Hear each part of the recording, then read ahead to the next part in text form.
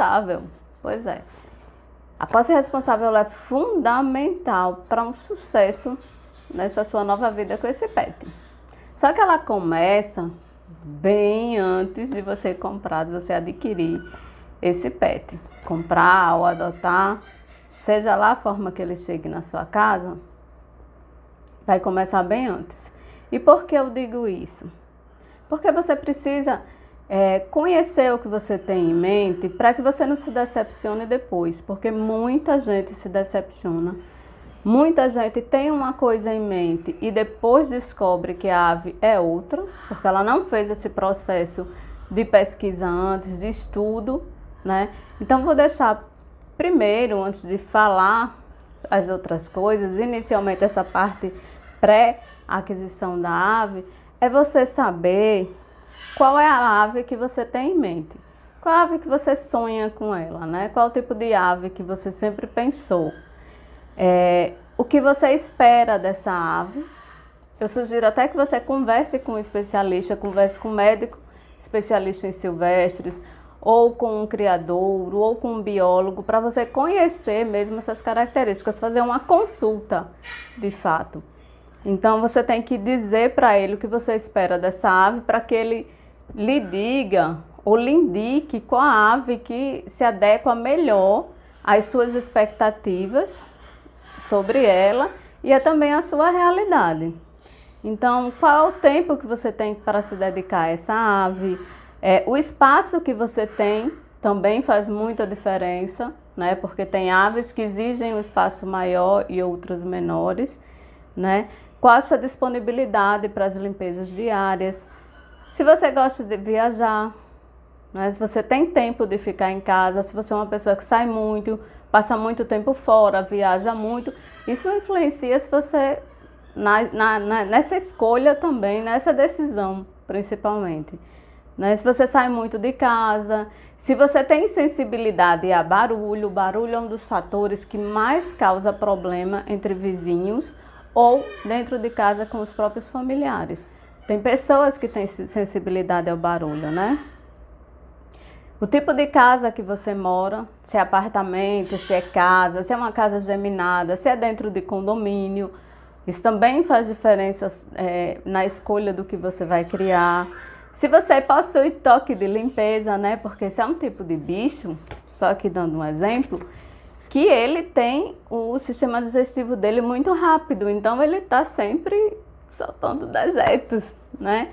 E jogando comida no chão e ficando tudo sujo, e você termina de limpar, já está tudo sujo de novo. Então, eu já vi pessoas com problema em casa porque um dos familiares tem problema de toque e aquilo começou a virar um problema porque as pessoas acham que é fácil manter limpo, mas não é. É uma rotina diária, é uma rotina pesada e várias vezes ao dia.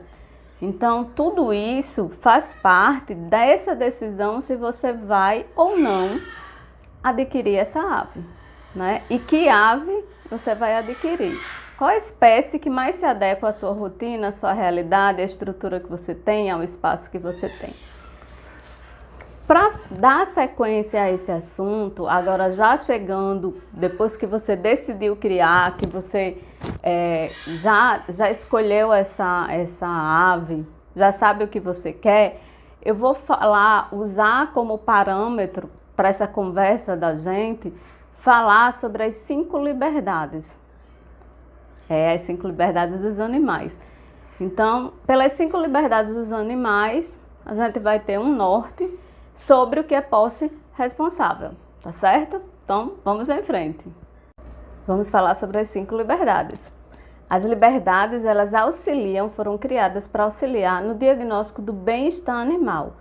Hoje, o bem-estar animal é super importante mesmo nos meios de exploração comercial, que seria o caso de aves para abate, animais para abate, né, gado de corte, essas coisas. Até lá, o bem-estar animal é importante, então existem regras para isso.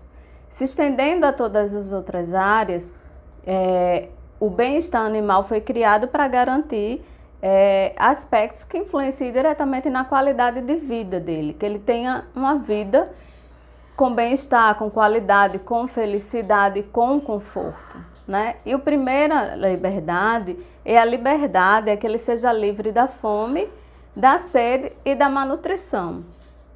E por que é colocado fome e malnutrição, né? Eu vou começar por aí. Infelizmente, muitas aves e muita gente ainda cria de modo errado. Então, esses tutores, eles matam a fome da ave, mas eles não nutrem. Eles dão uma alimentação inadequada. Então, nem sempre que essa fome é saciada, a ave está nutrida e uma malnutrição, ela interfere diretamente na saúde da ave. Então, é tanto importante matar a fome, mas não matar a fome com qualquer alimento, mas com um alimento adequado àquela espécie, né?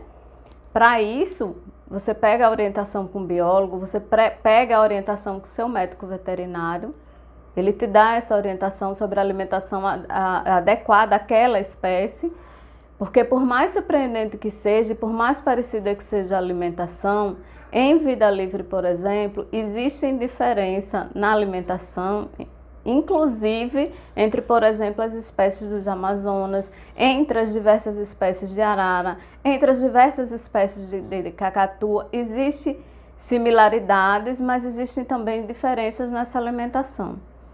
E cada uma tem uma necessidade fisiológica diferente, né? Então, a alimentação ela tem que ser adequada, na quantidade certa, uma alimentação de qualidade, uma alimentação segura e adequada à espécie. Não só que ela mate a fome, mas que ela seja nutritiva. A liberdade também da sede, né? De você ter uma água sendo trocada frequentemente, você ter acesso a uma água limpa e fresca, porque tem, infelizmente, ainda pessoas que trocam a água só uma vez no dia ou demoram 2, 3 dias para trocar. A água às vezes fica muito suja. A ave ela tem necessidade também de tomar banho, então muitas vezes só existe um pote de água para a ave tomar banho e para ela beber. Então muitas vezes naquele dia ela está com vontade de tomar banho, ela se banha naquela água e a água já fica suja para que ela beba e não tem outra, né? Assim também como a temperatura da água é extremamente importante. E a qualidade, né? Uma água que seja potável, uma água saudável, uma água boa, uma água limpa. Isso é extremamente importante na questão da posse responsável. Você ter essas questões bem claras que precisa se dar atenção a isso. E se a liberdade ela foi criada é porque muita gente ainda não dá atenção a isso, né?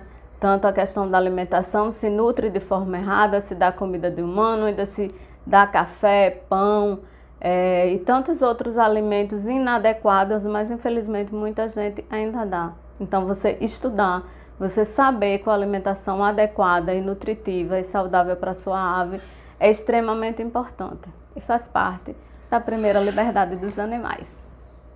Bom, a segunda liberdade é a liberdade da dor e da doença. A saúde física do animal, ela tem relação direta com o bem-estar.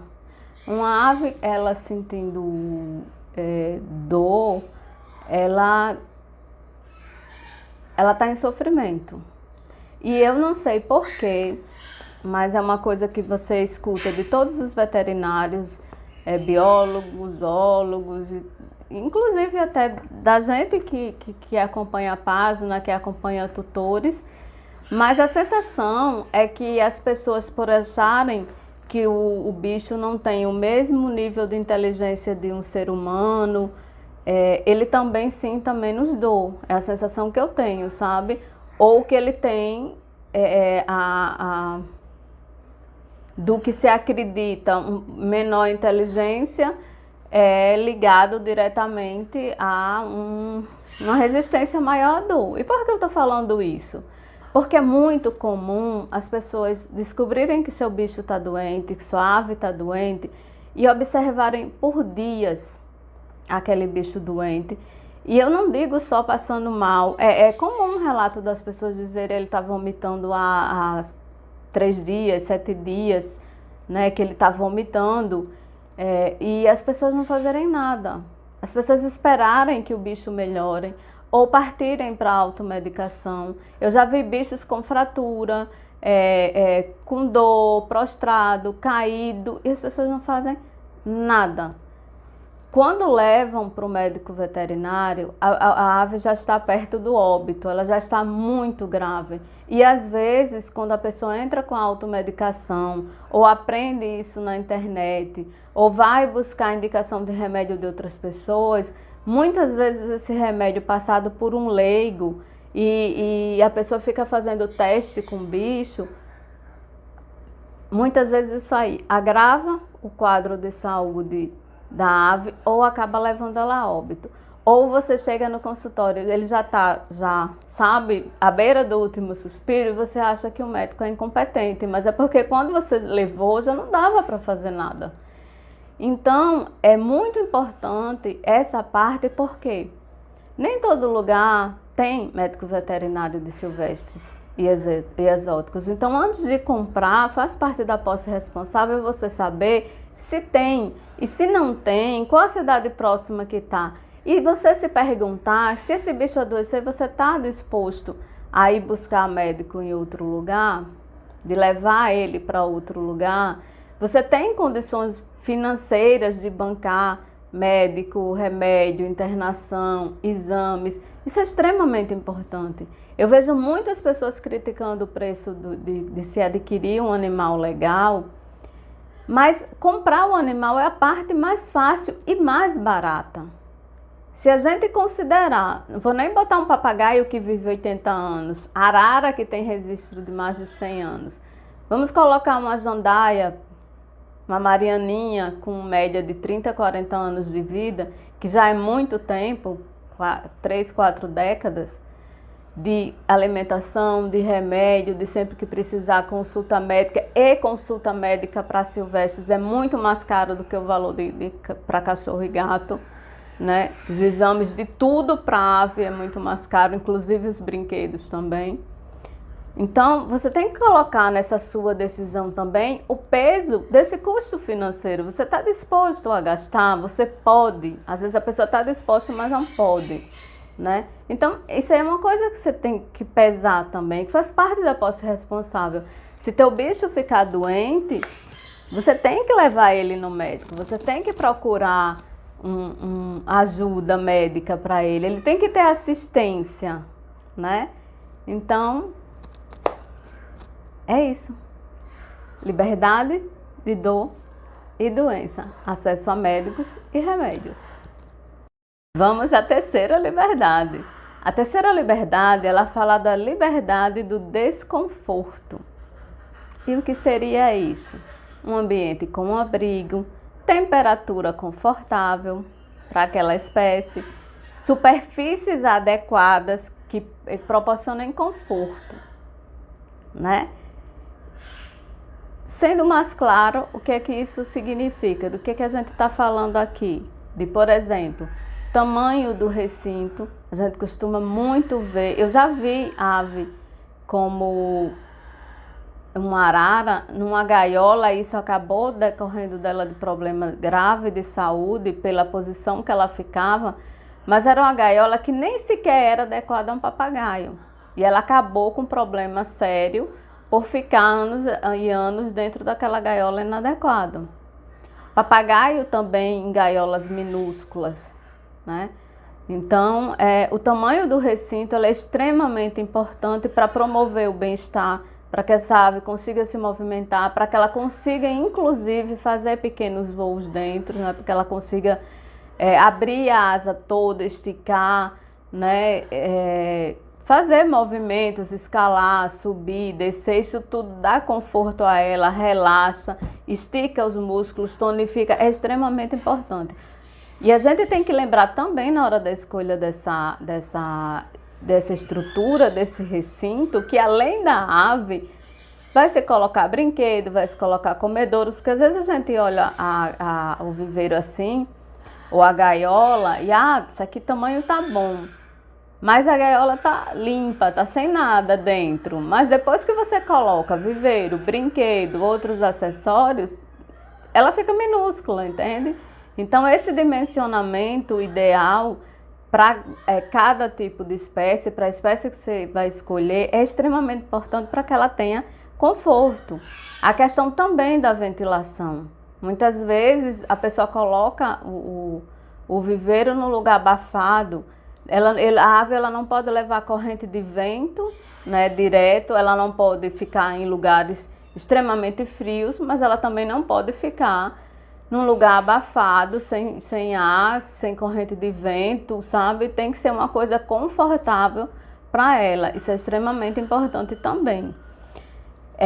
A questão também de superfícies é um erro muito comum. Vou dar exemplo, por exemplo, eu conheci um tutor que ele reclamava, a ave dele estava sempre doente, sempre espirrando, sempre com problema respiratório, só que ele aparava a asa da ave e ela costumava andar muito, e ele mora em região fria, e o chão geralmente estava muito gelado. Então, é uma superfície inadequada para a ave dele estar. A ave dele tem que estar suspensa, em poleiros suspensos, porque não dá para andar no chão gelado.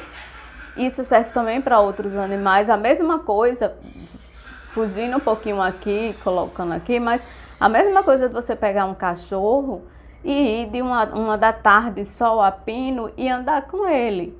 E ele vai acabar queimando a patinha. É uma superfície inadequada. Então, a gente tem que pensar também nessa superfície, inclusive, para dar conforto. Por exemplo, o diâmetro do poleiro da ave, né?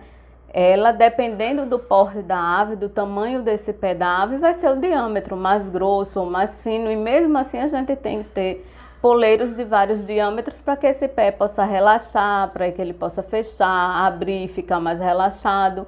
Mas, de maneira geral, o poleiro ele tem que ser adequado também àquele tamanho. Não posso pegar, por exemplo, uma arara e colocar com poleiro de calopsita, né? Que ela vai fazer muito esforço, vai acabar com problema nas articulações dela, né? Outra coisa, por exemplo, para dar exemplo aqui de erro nessa questão de desconforto para a ave, é a questão de você usar poleiros de metal ou poleiros de plástico, que é uma coisa comum, que muitos tutores fazem para economizar, porque o de madeira a ave acaba roendo. Mas eu te garanto que se você colocar outros acessórios disponíveis, como galhos, ele não vai roer o poleiro. Mas enfim, muitos tutores, para não estar gastando em reposição de poleiro, acaba por optar por poleiros de metal ou poleiro de plástico, né, de cano de PVC. Que o poleiro de metal acaba ficando gelado no frio, né? E quente se ele pegar em alguma hora do dia, sol, ele vai acabar queimando o pé da ave. Ou vai ficar muito gelado e desconfortável no frio. Outra que ele é liso e escorregadio. E que é a mesma coisa que acontece com plástico. Então a ave acaba fazendo muito esforço para se segurar. E esse esforço, ela não vai ter problema a curto prazo, mas a longo prazo, usando esse tipo de poleiro, ela acaba desenvolvendo problemas graves na articulação dela. E se tratar, cuidar, tolerar dor de artrite, artrose, esses problemas de articulações já são extremamente dolorosos para nós humanos, você imagine a tristeza que é isso numa ave, ela sofrendo de uma doença como essa, que ela nem sabe contar para você o que está sentindo. É muito complicado, é muito dolorido. Então essa questão de conforto, de dar bem-estar, de dar um lugar adequado e confortável à espécie é extremamente importante para a questão do bem-estar e para a posse responsável. A quarta liberdade é a liberdade para expressar o comportamento natural da espécie. E o que é isso? É preciso que você crie para essa ave um espaço que não restrinja o comportamento dela, o comportamento natural dela. É importante estimular essa espécie, que ela tenha essa estrutura, que ela tenha atividades, que ela tenha estímulo para reproduzir o comportamento natural da espécie dela. E o que eu estou querendo dizer com isso? Que ela tenha como, por exemplo, escalar, se pendurar. Eles gostam muito de se pendurar, ficar de ponta cabeça nos galhos. Então ela tem que ter uma estrutura que permita que ela faça isso. Atividades como o tutor, por exemplo, esconder alimento para ela procurar, fazer forrageamento, né? Mexer, bicar, quebrar galho, ter acesso a diversos materiais como ela tem na natureza. Isso aí é extremamente importante, que ela possa reproduzir o comportamento natural dela. E eu incluo aí essa questão de poder tomar um banho de chuva, que ela gosta. Muita gente não tem condições de dar uma área segura que ela toma banho de chuva, mas você tem como reproduzir chuva para ela artificialmente, através de vaporizadores e outros equipamentos, tem como fazer isso. O banho de sol, que eles gostam de tomar. Então, são diversos comportamentos que são fundamentais, tanto para a saúde física dela, para que ela possa ser uma ave, se comportar como ave, né, em várias atitudes, coisas que elas gostam de fazer como ave. Isso vai mudar de espécie para espécie, mas que são extremamente importantes, e você vai estudar de acordo com a sua espécie, a espécie que você vai escolher, mas que são importantes, como por exemplo, uma espécie aqui que não é psitacídeo, mas é que é ave, é a coruja, e para quem cria esses rapinantes, a questão que eles precisam caçar, que são treinados, aprendem a caçar e reproduzem esse comportamento deles de caça para se alimentar. Aqui entra essa questão de que eles tenham liberdade de expressar o comportamento natural deles. Eu acho que a criação que fica fácil para vocês entenderem muito é o que se faz com a questão dos rapinantes. O tutor, ele simplesmente não fornece a comida, por exemplo. Ela é estimulada a caçar da mesma forma que ela faz na natureza, a buscar essa comida, a fazer diversas atividades. E que dá para se fazer também com treinamentos com psitacídeos, que eles reproduzem o comportamento natural deles, tá bom?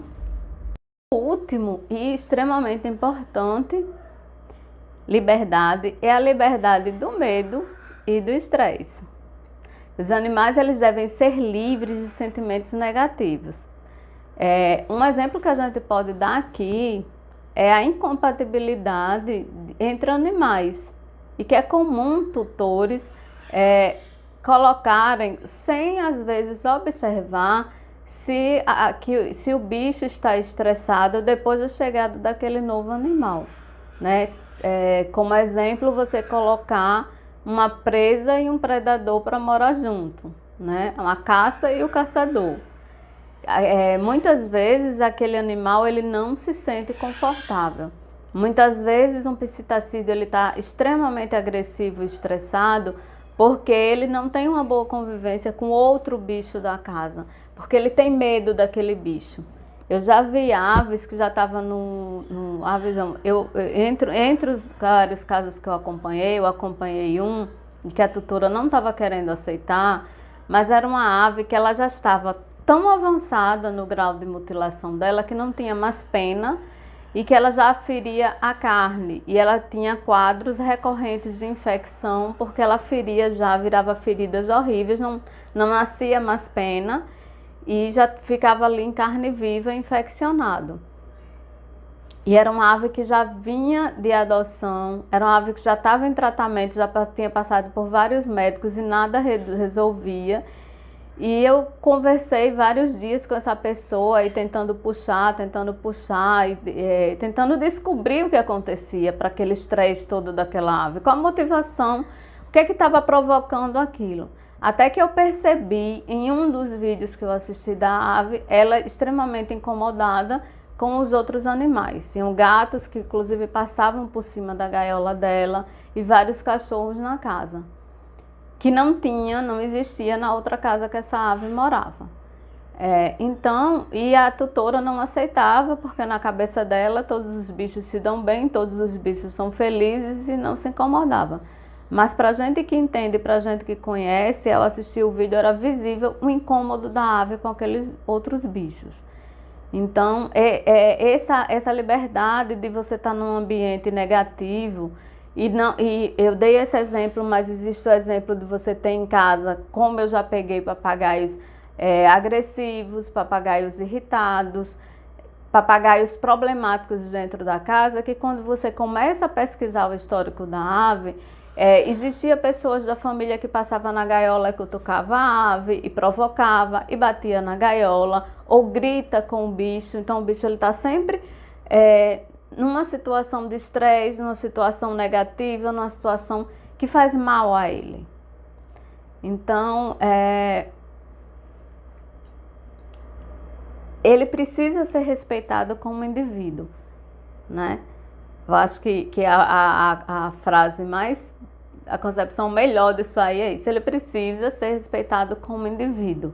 Ele precisa ser respeitado dentro da família como um morador da casa também, uma pessoa que precisa de respeito, que ele não pode ser ofendido, gritado, machucado, sabe? Ele precisa se sentir seguro, confortável e amado. Eu acho que a maior concepção é essa. Então, eu acredito que se vocês entenderem as 5 liberdades e conseguirem dar para o animal de vocês, depois que vocês decidiram, que vocês têm certeza que você quer ter esse bicho, se vocês entenderem as 5 liberdades e conseguir suprir isso, né? Conseguir seguir as 5 liberdades, você está praticando a posse responsável.